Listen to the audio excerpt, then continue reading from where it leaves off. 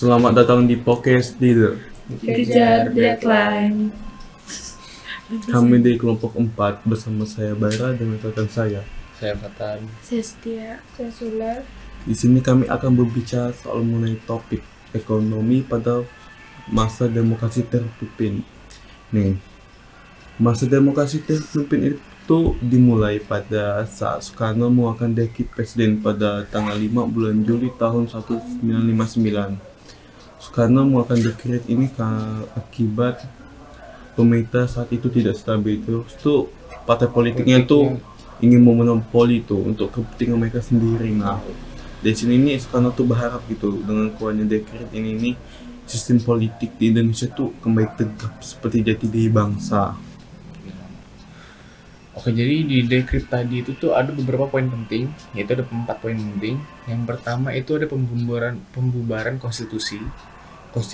Ya, jadi yang terus ada juga pembentukan MPRS, yaitu Majelis Permusyawaratan Rakyat Sementara yang disusun dari DPR dan pemimpinan golongan daerah gitu. Ada juga ini menetapkan kembali UUD 1945. Nah, itu kan sebelumnya UUD 1950 gitu yang ditetapin, tapi diubah lagi jadi kembali ke yang 1945.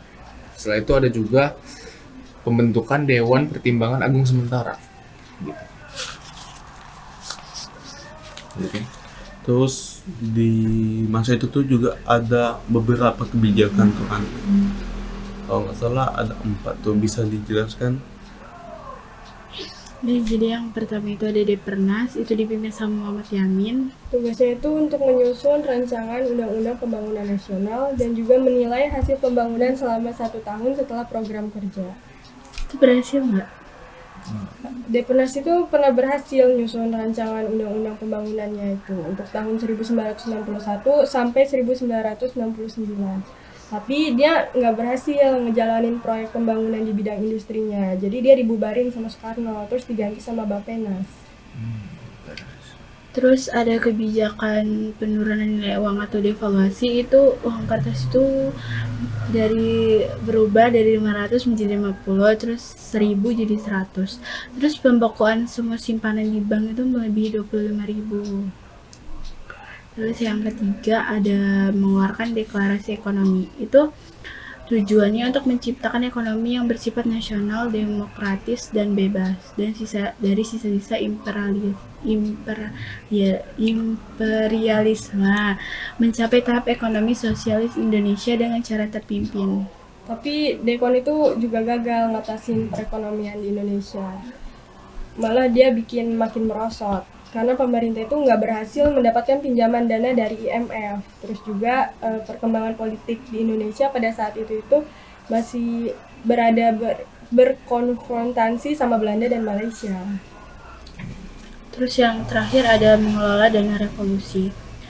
Itu dana revolusi yang terkumpul itu bakal dipakai buat biaya proyek mendataris presiden yang disebut sama proyek mercusuar. Terus tapi kebijakan itu tuh malah nyebabin utang-utang negara itu meningkat. Terus itu inflasinya jadi tinggi hingga ratusan kali lipat sampai 600% di tahun 1995. Proyek mercusuar itu isinya apa sih bisa sampai inflasi sebegitunya? isi Apa aja gitu proyeknya? Kayak Monas, GBK, terus tuh Jembatan Semanggi, Kompleks Senayan. Ngomong-ngomong soal kebijakan tadi itu juga pada masa itu tuh ada juga perkembangannya tuh. Dari perkembangan infrastruktur tuh. Dari pemerintah fokus pada pembangunan infrastruktur pada bagian jalan, pelabuhan, dan bandara untuk meningkatkan ekonomi dan ekonomivitas pertumbuhannya lah gitu. Terus ada tuh pengendalian inflasi melalui Badan Pembinaan Keuangan Negara (BPKN). Pemerintah berhasil mengendalikan inflasi yang membantu menjaga stabilitas ekonomi. Juga ada pertumbuhan industri gitu kan. Program industri yang dipromosikan dengan mendukung pertumbuhan sektor manufaktur, terutama industri ringan atau tekstil. Juga ada kebijakan ekonomi terpusat, yaitu tadi yang pemerintah itu mengadopsi kebijakan ekonomi terpusat yang melibatkan kontrol besar-besaran terhadap sektor ekonomi yang menasionalisasi beberapa berapa perusahaan ini nasional asing gitu. Menasionalisasi perusahaan asing itu gimana ya? Kayak dia merubah perusahaan-perusahaan asing itu menjadi punya Indonesia kurang lebih gitu lah. Nah, terus tuh ada ketergantungan pada bantuan luar negeri pada masa itu tuh. Indonesia pada masa itu cukup bergantung pada bantuan ekonomi dari negara-negara barat, terutama Amerika Serikat. Tetapi itu tuh yang membantu Indonesia lah ya untuk mencukupi finansial. Nah, terus pertumbuhan pertaniannya. Di situ tuh sektor pertaniannya juga tuh mengalami perkembangan dengan diperkenalkannya program-program modernisasi pertanian. Nah, di masa itu tuh bukan hanya ada perkembangan juga, masalahnya pun ada. Coba. Ya, masalah itu banyak banget. Yang pertama itu ekspor sama investasinya tuh merosot. Terus juga menipisnya cadangan devisa Indonesia dari luar negeri karena ekspornya tadi macet itu.